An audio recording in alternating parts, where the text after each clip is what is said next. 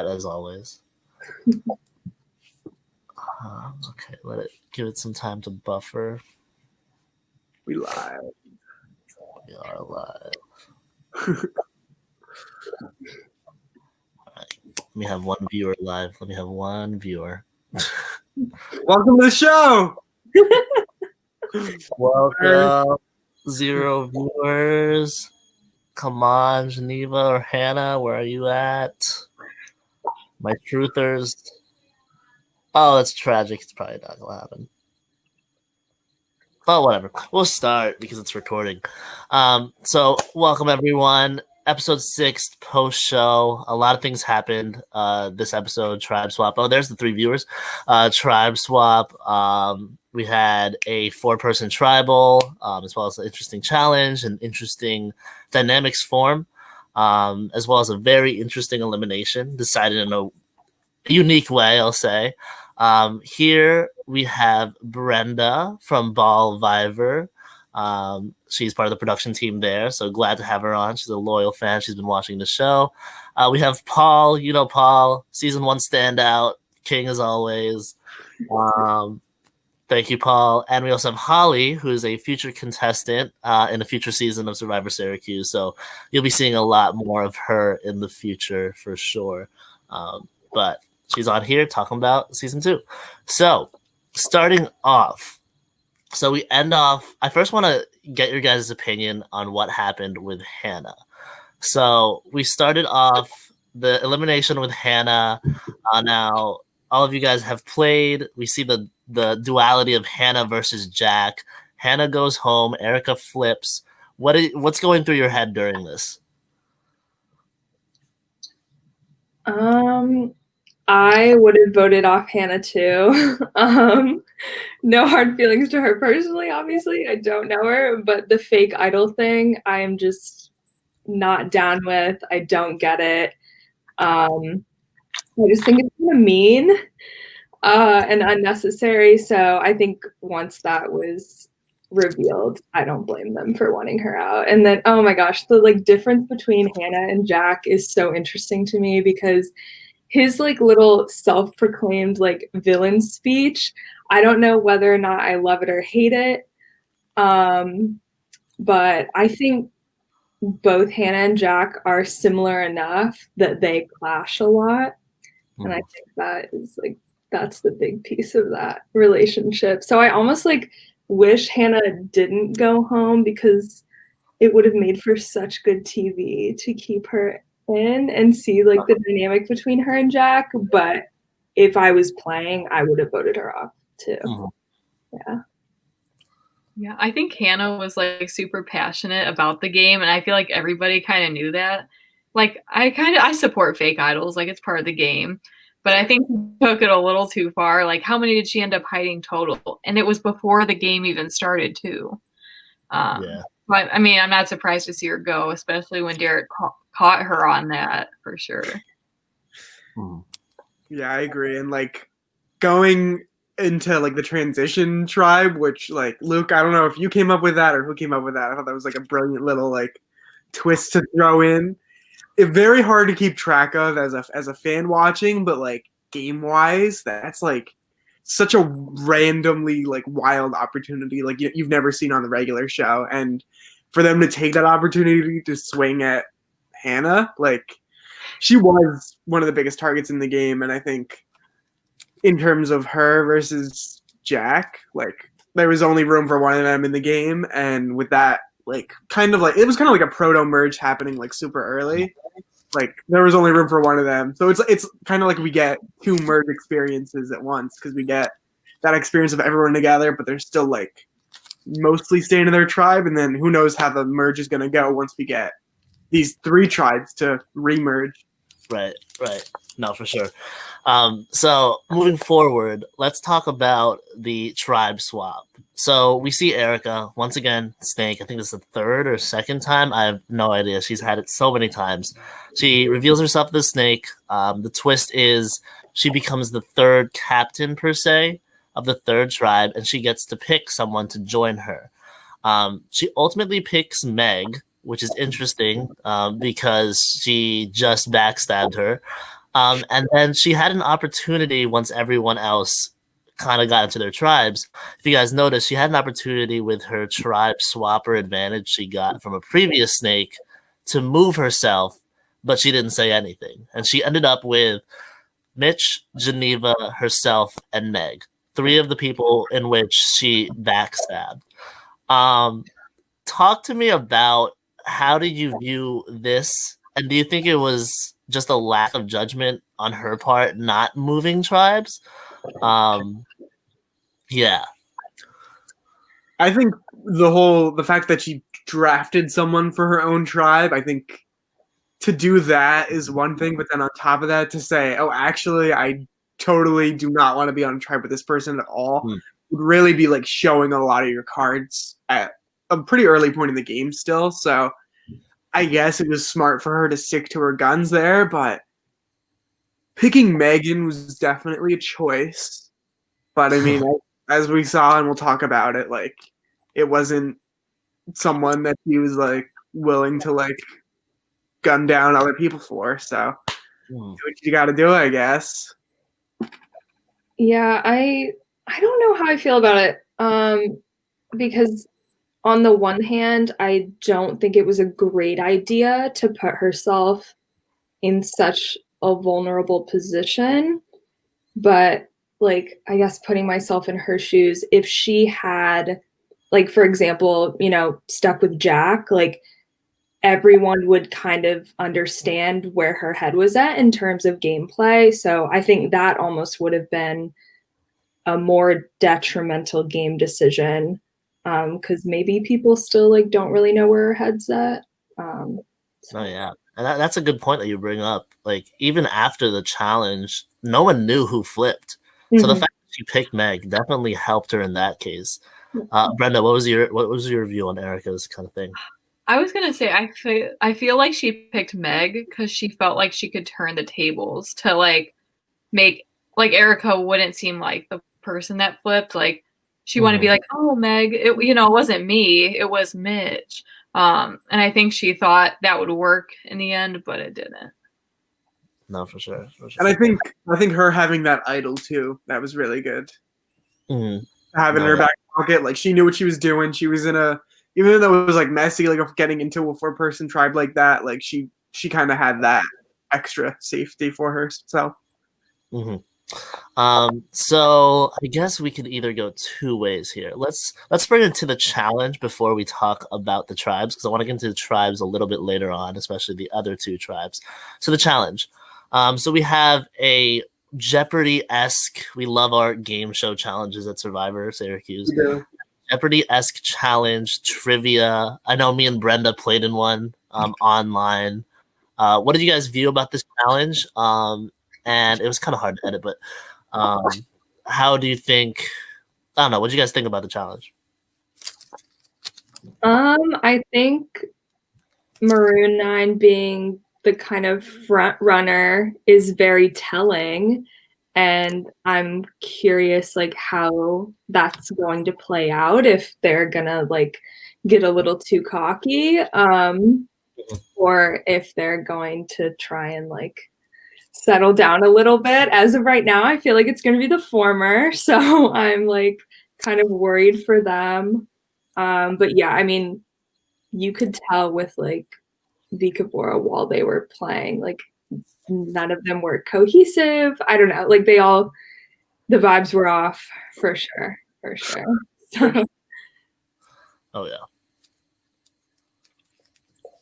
I love Jeopardy, so to see a nice Jeopardy challenge was awesome. Like personally, being on season 1, we had Family Feud, and like, yeah, everyone loves Family Feud. I prefer Jeopardy to Family Feud, so I was very jealous of the season 2 cast here. But Jeopardy's hard, and like stuff or you don't. So I think it's not luck in a sense, but it's very much like. It was nice, like we saw with Maroon 9, like they really came together and like were able to know things and do things. And Vikavora, it was tough, but what do you like? Things or you don't. And Jeopardy is hard. And also rest in peace, Alex Trebek, because he was still alive when that was filmed, and now he's not. And the world from watching Survivor too. It's like so nice to like imagine what it was like on campus last semester, like before everything happened. So it's really interesting to watch. And Jeopardy too. It's like not even Jeopardy's been the same after 2020. So. All right. So I guess moving forward, we see that it comes close, but in the end, Vicavora does lose with only 4 people, which was a very interesting scenario to be in, especially for Mitch and Geneva, who in this case would be their 4th straight time going to tribal council. And the previous 3 times they've never voted in the right way. How, I guess, put yourself in their shoes. How nerve-wracking would it be to go not only to another tribal council, but just a 4-person one where anything can happen? And we saw that. It's nerve-wracking because you don't, I mean, they know that some people have idols, but like, you don't know how many idols are in play and like what advantages people have. And, you know, like in this case, like 2 people played an idol. Well, now there's only 2 people to vote out. And if it ties, you go to rocks. True. I think Mitch and Geneva lucked out being so close to each other because, you know, 4-person tribal is scary, but it would have been scarier if the 4 of them were not working as well as they had been. So I thought it was like so sweet after Megan was voted off. Mitch like gave Geneva a little pat on the back. I was like, oh, they're like such good allies now. I mean, I think that vote is going to make their alliance a lot stronger going forward.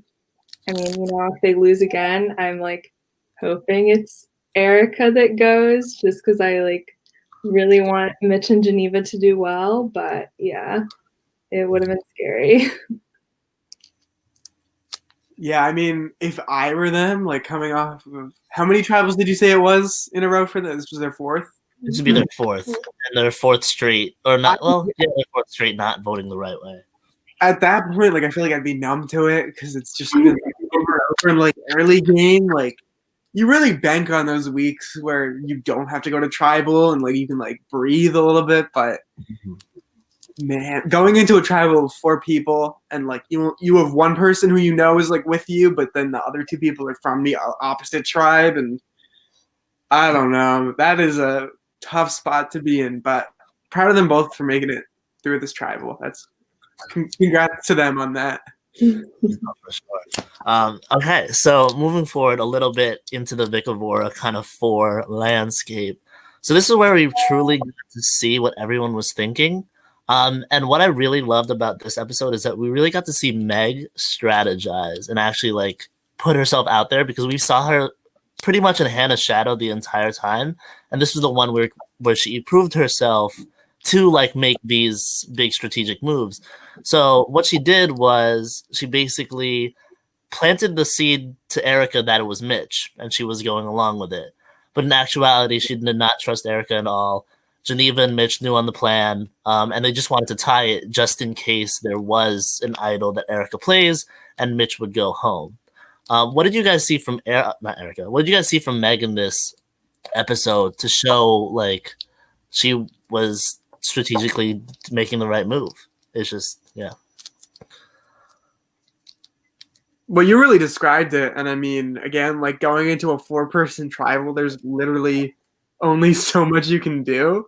And that's why I love seasons that like start with smaller tribes, because you get that dynamic of like these smaller tribal councils.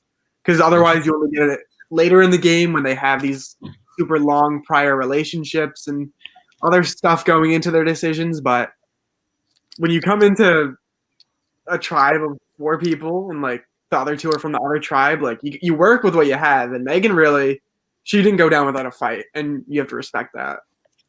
Mm-hmm. Yeah, I admire Meg's gameplay for that tribal. I think it was good that she didn't trust Erica. Like, even though Erica's like, oh, you know, I would never betray you. Of course I voted with you.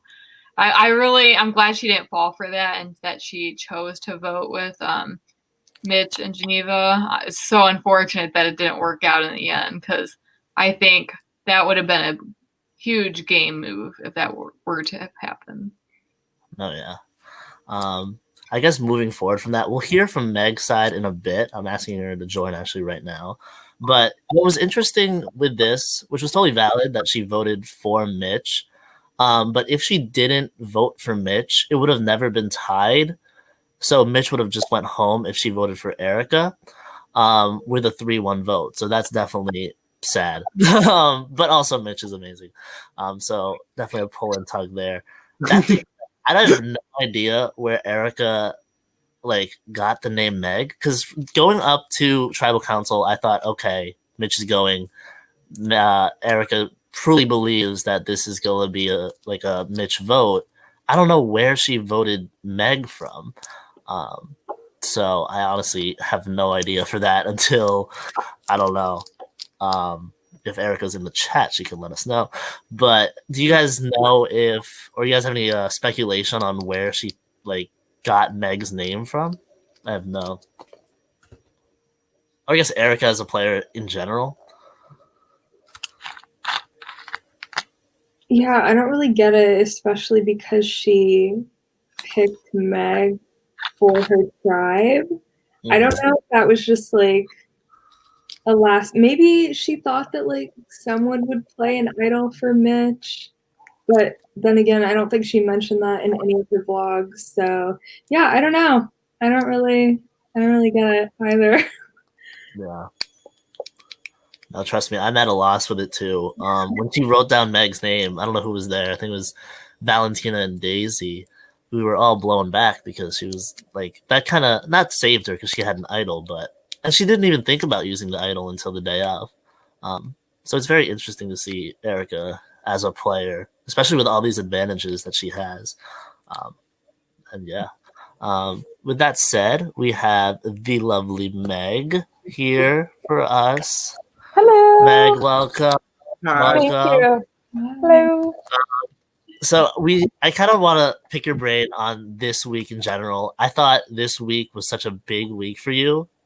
Just in terms of you making that devious plan to plant it on Mitch, but also secretly working with Geneva for Mitch to get out Erica, and also making sure there's another vote on Mitch just in case Erica plays an idol. You thought of all of the pieces and you puzzled it together. I guess what was your were you confident 100% that it wasn't going to be you coming into tribal? I think with Survivor especially, nothing's 100%. There's never 100% at all until the votes are all written down, I guess. And even then, there's idols in play, right? But I felt really comfortable with the position I was in because I was like, okay, in my head, this is going to go one of two ways. Erica's either going to play her idol, and then unfortunately, Mitch is going to go home, or Erica's not going to play her idol. It's going to be a tie, and we're going to send Erica home. And in my mind, those were the only two things. I also thought, if she plays her idol and either votes for Geneva or Mitch, I was like, that could be a possibility too, but I really didn't expect her to vote me. I mean, again, I guess it just goes to show that anything can happen really in the game. Oh yeah. I guess bridging upon that, so she votes for you for, I don't really know what reason. Maybe it's just kind of like a throw vote, seeing if she can trust you. I guess that's my assumption there. But you see the footage. I don't know if you knew after the tribal the way that it was decided. Geneva had sent me a text afterwards because obviously I was very upset. No one wants to go home, especially on something that absolutely crazy. That was insane. So like I said, and before I left, I tried not to take it personally, but it was kind of hard not to because here I was thinking I was with Erica, and while I had figured out that she had probably voted for Hannah, but I was like, okay, well, maybe it was just a one-off thing, and I was trying to make excuses for her, and even afterwards, I was pretty upset in the moment when Hannah left, but then I kind of cooled down a little bit, and got my ducks together, and I was like, all right, well, this isn't an emotional game. This is a strategic game. So I have to start thinking about what my next move is. Mhm. And even then, I was trying to talk to Erica and be open and candid. I was like, just tell me. And she didn't even give me the opportunity to work with her, which was kind of frustrating. That was something that I also didn't really understand. I was like, what was I going to do? Saying, if you were like, hey, it was me, let's vote out, whatever. Like, I really like Mitch and Geneva, but I was willing to do anything to make sure I wasn't going to be the one to go home. So that was also really confusing why that relationship wasn't fixed. And then when I had left, Geneva was super kind. She like had reached out and said it was genuinely the flip of an ID that had decided it. And it made me feel a little bit better because I knew that at the end of the day, I knew that I did the best that I could. And just sometimes the cards don't fall in your way. It was such a brutal thing just watching that unfold, because here you have Meg, who's like blossoming before your eyes strategically with this vote. Because I really didn't see you previously in the old Zeleny, because the one tribal council you weren't there for. And then this was the time for you to shine. And then we also have Mitch. And as you know, I love Mitch. So I'm like, oh, man, it was so tough. Do you guys have any questions for Meg?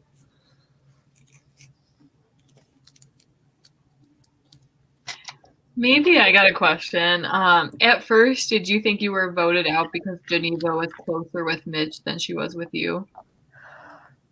Honestly, no. Immediately when I saw that my name was written down, I had thought my empathy was with Geneva, really, because I couldn't imagine, because I knew the relationship we had. I think she's an awesome gal, and I knew that she was really close with Mitch too. So on her end, I really was like, that either way, that's a tough call for her to make. And I almost expected it for her to be a little bit easier to pick Mitch. But I didn't expect it to be as simple as like flipping an ID card. And I was like, wow, it was really that hard for her. So that kind of made me feel a lot better and a lot more confident in my play. Again, it just kind of goes back to Erica putting down my name. I'm asking the same question you guys are all asking too. I did not see, she was like even talking in her like little in her confessional like vlogs. She was even saying how she's like, oh, I can't believe like they all think Mitch did it. The plan's working out so well. And then the next thing you know, she's playing her idol and voting for me. So it's one thing to play your idol. It's another thing to like go against like your vote too. Like, I don't know. That was just really confusing to me. So that one I guess stung a little bit more. But Geneva, I felt really bad to like even put her in that position. Oh, yeah, it definitely is interesting, and we'll see some other people react to it. I know we have in the next episode, Mike, Austin, and Jack all have reactions to it. There's still no clear-cut answer, but I'll say that now. But there's definitely some stark reactions to it. Right, and there's a little bit of drama too that I'll add, because you know when you're talking to the people, you have group chats and things like that. So we still had our solid 6 group chat, but it's so funny because the first person to get voted out was Aaron in the solid 6, right? In the first episode, or in the, you know what I mean? In the first episode. So he got voted out and he like dramatically left the group chat. And then when Hannah left, she dramatically left the group chat. And when I left, I dramatically left the group chat. So it was a little funny to see kind of how the dominoes fell there. Yeah. Paul, did you have a question? You unmuted for a second. Yeah, I was gonna ask. When like you already said that like you didn't trust Erica, but when she picked you to be on a tribe with her, like what was your read on that situation? Like, what did you think her motivations were? Where did that place you? Yeah, awesome question. Immediately my knee-jerk reaction was, oh wow, I didn't see this coming. I'm getting picked for something. Like, oh, look at me. Because I didn't feel the people I felt particularly closest with, I guess, weren't really in. I mean, besides like Hannah and Addie and Geneva and Mitch, those were the people I felt like particularly closest with. So when it was Erica that was picked up there, I wasn't really expecting her to pick me, and I honestly thought she's probably going to pick Jack. I didn't even think about Holly's point of it would have given her gameplay away like a little bit too much, a little bit too early on, which is also like that's a really good point that I hadn't thought about. But I really didn't expect her to pick me. I still am wondering, I guess, why she picked me and then proceeded to vote me at the first second she got, which was really kind of weird. But in the moment, I felt really good and happy, and I felt really good when I found out that Mitch and Geneva were on the squad too. Once I calmed down after Hannah was voted out, I felt really good about having them because I felt like I was close enough with all of them, close enough with each one of them that it wasn't going to be me. But again, nothing is certain. No, yeah. I guess that's a good bridging point. So we saw that you were close with Hannah, Addie, and then in connection, Mitch and Geneva as well, especially for the transition vote. We actually see that, like a piece of that, with Addie's confessional saying, "We're playing with psychopaths, the Maroon 5, all that other side is psychopaths. Like they're so evil. I hate that." That was iconic. I'm sorry. So, Addie has the best one takes. Hate that Jack kid. Was it really like after that vote? Was it really like, okay, the Maroon whatever, those people headed by Jack, those people are evil versus us? I think a little bit of it too has to do with the way that because we're all on campus together, we see each other, we run into each other, so I think that makes Survivor, like Syracuse and Survivor on campuses, a little bit more intricate and more difficult to balance than Survivor the show, because we have to like talk to people outside of these situations as well. And so I think that a lot of the reasons why maybe Addie was saying that too was because of the reactions to the way that Hannah was voted out. Like a lot of people were like so happy and so thrilled. And I mean, like in my opinion, once you're out of the game, like the lying can stop, the trash talking can stop. It's once you've been voted out, there's nothing else that you can do, and you're not helping your game anymore by like talking smack about someone who's no longer in it. So that was a little bit of the, I think, points of contention that were being held against the Maroon 9.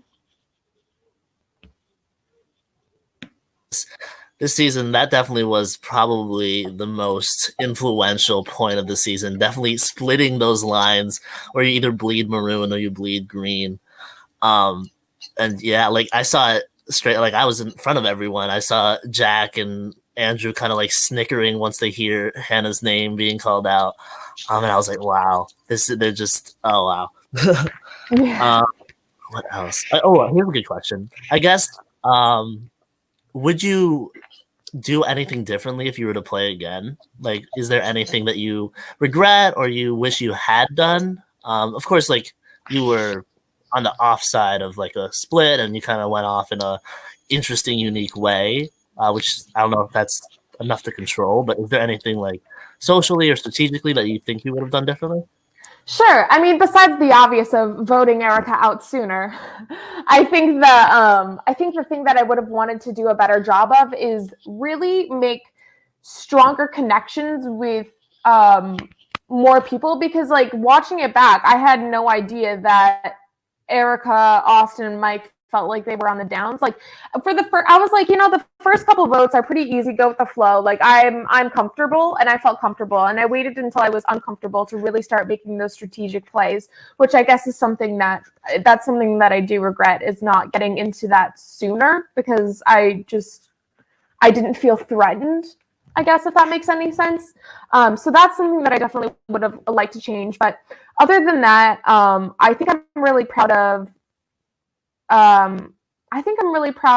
the way that I handled the challenges and handled the difficulties. And I think I trusted people, but I was also not naive. I kind of trusted anyone unless they gave me a reason not to. And I feel really good. I felt like I played a good, clean game. I don't think that I did anything to hurt anyone or harm anyone's feelings or anything like that. Like, it was all good fun for me. And I wish that I would have brought that competitive side out a little bit more. But overall, I'm really proud of everything that I did. Yeah, and you definitely should be. I said it before, like we kind of saw. Oh, Geneva's in chat. We kind of saw it that you were like kind of hidden underneath Hannah for a long time because Hannah was this like big beaming spotlight, and granted she is, but then once you got out, you ponied up and you made this plan, and then unfortunately the way the cookies crumbled. That's a weird way to say it, but the way the votes flew. We just kind of saw 1 week of it. But I'm sure if somehow the votes went a different way, we would have seen so much more from you, Meg. And I truly believe that. Thank you, guys. Thank you so much. I really appreciate that. Yeah. All right. Thank you, Meg. And yeah, have a good rest of the night. Thank you. Yeah, there we go. Awesome. So that was Meg. Very interesting seeing it from her side. Yeah, crazy tribal. So I guess we have 2 idols play. Mitch and Meg card flip, and then Meg goes home. Sealed. No more idols are in play that we know of, other than maybe a Hannah fake that people probably know at this point. Where does this leave this tribe? Geneva Mitch versus Erica? Is it that clean cut dry?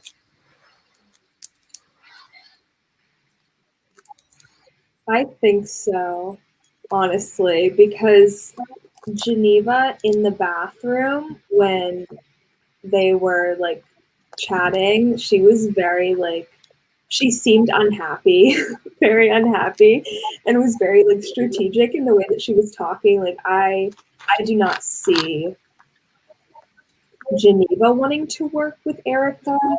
Maybe Mitch would.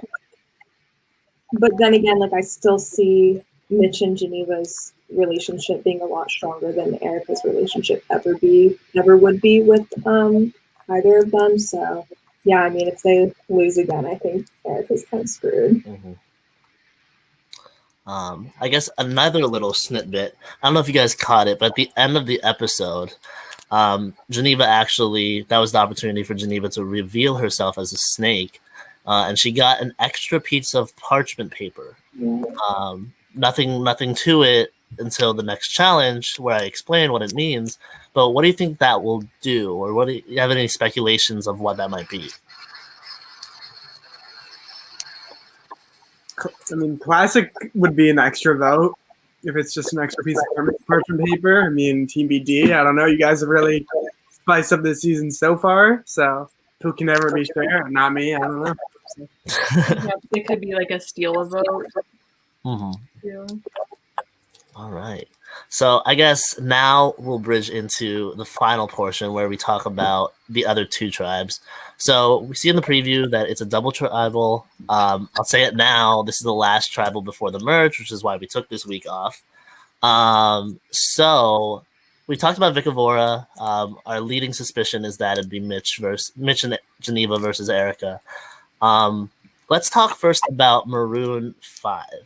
So Maroon 5, Maroon 9, whatever you want to call it, is consistent of Jack, Summer, Andrew, all from the original Maroon, Sean, newcomer, and Austin. We don't see much from this tribe that episode, but we see Austin kind of nervous because he didn't want to be with this many Maroon people, and he doesn't know Sean as well. What do you think if this tribe were to go to tribal, the outcome would be? I don't know, because it's tough with poor Austin. I agree, Jacob. I agree, but yeah, I was gonna say that same thing because Austin's in a tough spot with those Maroon people, but and because he did kind of make himself a threat with that challenge win. I think someone else mentioned it on a different after show, but like because he did really well in that other puzzle and he won that challenge that got him immunity and he gave immunity to Sean. So good on him for making that connection with Sean, which hopefully would help pay out with his tribe swap. But he's still a threat going into the merge based on those 2 challenges. And Sean is just one person against this Maroon 9 group of 3, is it? So they have the numbers. And even like Sean, I mean, Sean's like a loyal, nice guy, but this is his second time playing. So I think he's willing to go with the flow. And if sticking with Austin isn't what's going to help him, I don't know if he will. True. And that's a good point. Sean has that, and people know at this point that Sean has that double idol like shtick plan with Derek. Would you see, even though Austin might be the not the easy vote, but that odd man out, could you see Austin try to peg the votes on Sean because of that? What do you guys think? For sure. I mean, he's in the weakest spot, so I feel like that he's gonna try to shift the vote to somebody else, and Sean just seems like the most obvious since he's played the game before, and he would just be an easy vote. I agree. Yeah, I mean, I think that he could. It's difficult, like with advantages in play, because you don't know necessarily how it's gonna go. But yeah, I mean, I would hope he'd try his hardest to like flip the vote on himself. I don't necessarily think though that Austin is as on the bottom as he thinks he is. Yeah, I feel like he'll be okay in the coming weeks, but I don't know. So I guess another thing from this, who would, out of your personal just judgment of the season, maybe this is like your fan favorite, who would you want to be out from this tribe? I mean, we've seen Jack as kind of this villainous scum, and he's pegged that way. Or take one of his minions, as Hannah likes to call it, with Summer and Andrew. What do you guys think? Who would you want to be out of this tribe?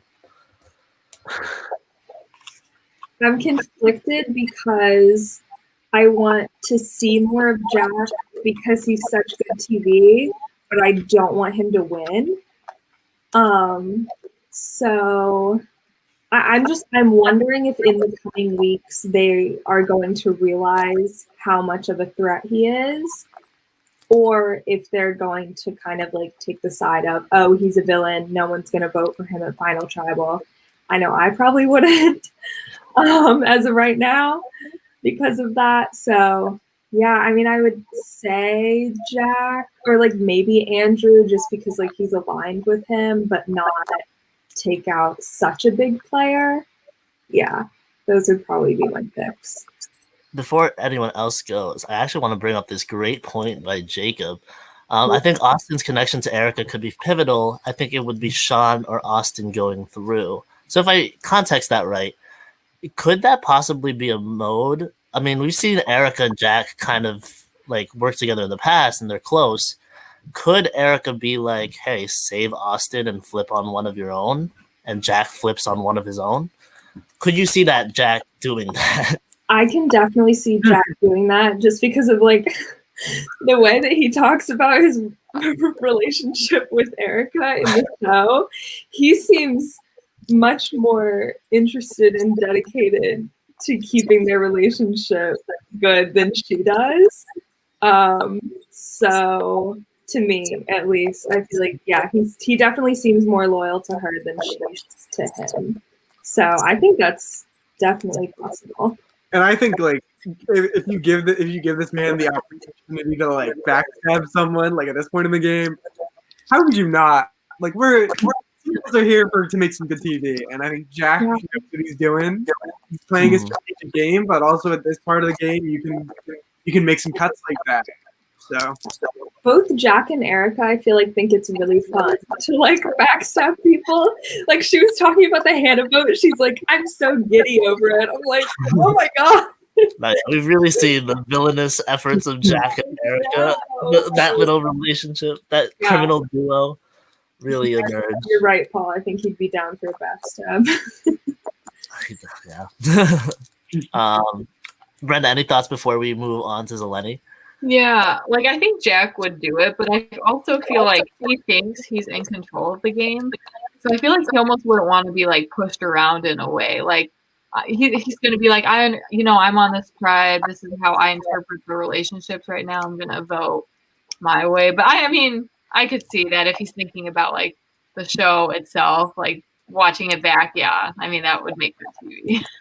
No, yeah. Jack is a interesting case where every one of his vlogs, he's like, I'm the winner. Like he's so. I mean, maybe it's he wanted. There's always one. He wanted this edit, but he's like, I'm the villain. if they don't side with me, they're wrong. Like, and props to him. He really sold it. So we'll He's see giving what me happens. major Tony vibes, and it worked. So what can I say? Sure. It works thus far. It works thus far. So we'll see what happens if Maroon 9 goes to Tribal. That said, talking about Zeleny now.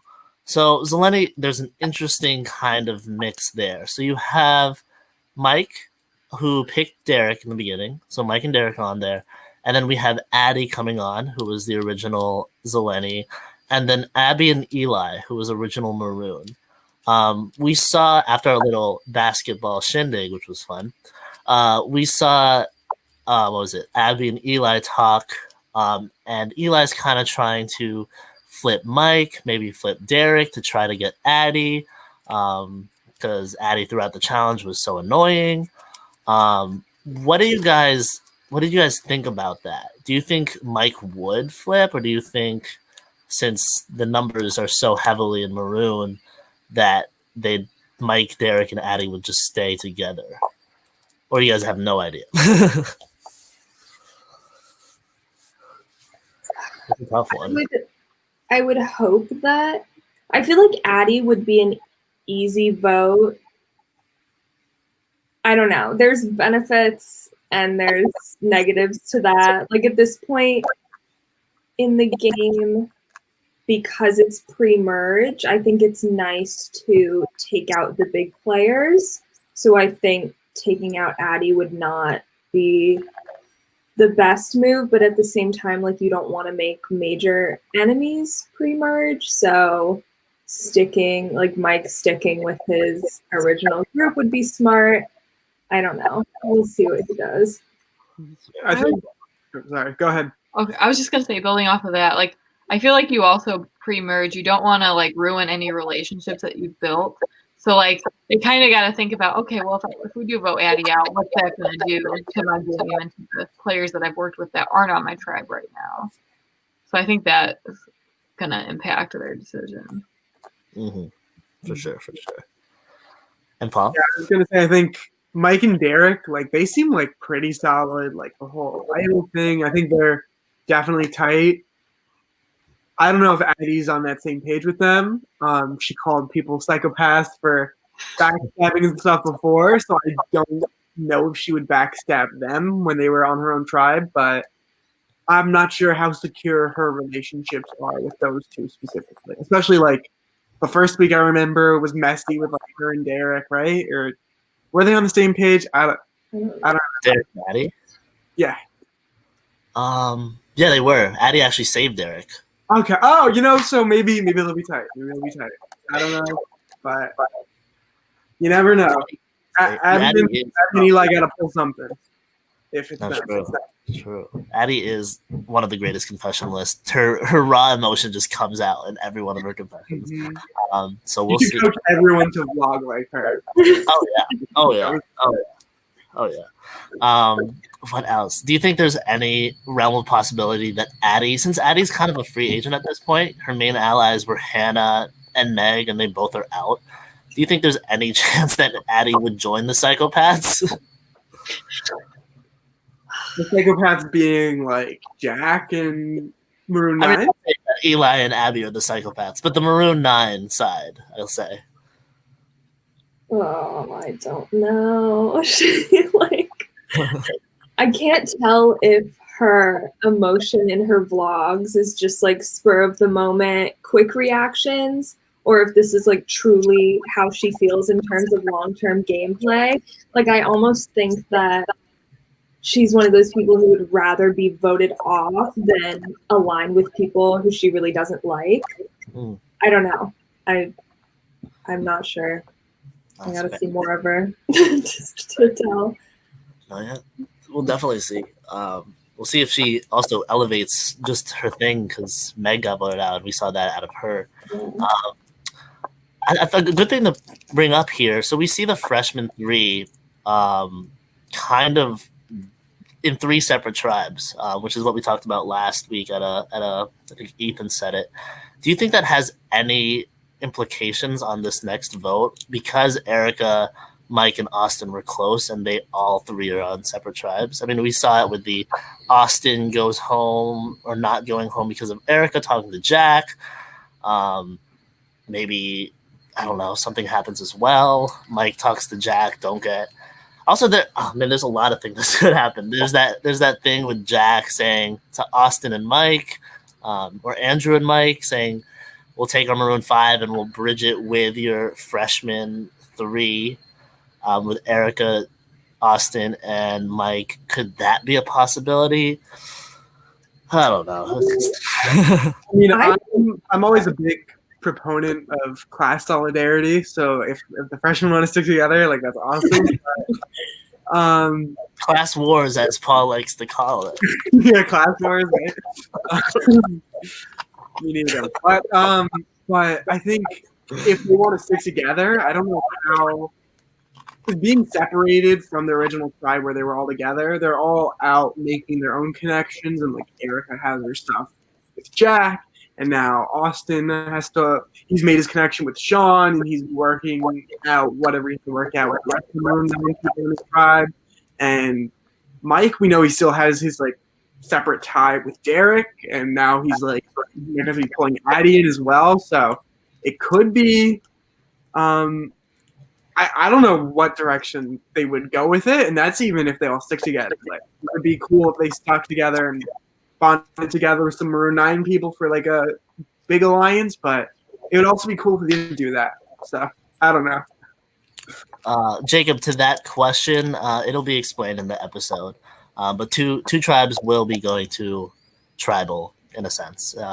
It'll be explained if it's together. Well, there's going to be 2 people voted out. I'll say that if that was your question. But it'll be said in the episode if they see the other person's tribal. So with that said, Paul, of course, you know what happens. So I'm not going to ask you. But for the next episode, in the preview, I go missing. And we actually see some season 1 vets, including Paul, help out with the challenge and try to find me at Syracuse University. So you'll see Paul, Valentina, as well. There was no audio for the preview. Oh, that's tough. You'll see Paul, Valentina, and I think it was, I don't know who the last person was. Curtis? Oh, it was Curtis. Yeah, Paul, Valentina, and Curtis try to find me at Syracuse. So Brenda and Holly, tell me first, before we go into winners picks, tell me which 2 tribes do you think are gonna go to tribal? Hey Jake, which 2 tribes do you think go to tribal, and which 2 people do you think is gonna go? I think Vikavora and Maroon 9, Maroon 5 are going. I think Jack and his squad, they're going to get a little too cocky and mess up the challenge or something. And in that case, I'm hoping that like the group that doesn't include Jack realizes how much of a threat he is and votes him out just in terms of their gameplay. But I don't know if that's going to happen, and I think it would be very likely that Sean or Austin would go home. Mm-hmm. And then with Vikavora, I think unless Erica figures something crazy out, she'll probably end up going home. Yeah. All right, and Brenda? just to double check also, Sean's on Zeleny, right? Sean's on Maroon 5, 9. Maroon 5. Okay, so I think Maroon 5 or 9, I think they're going to lose this time.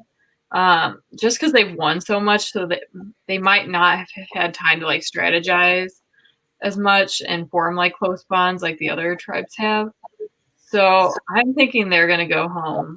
Because like with Vikavora, like they've lost. They have 3 people. They don't want to lose. I think they're going to work real hard in the challenge, as well as Zeleny.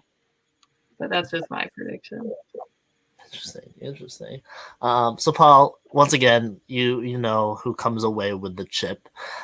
So Brenda, Holly, right now, even before merge, who do you think is your winner's pick? Yeah.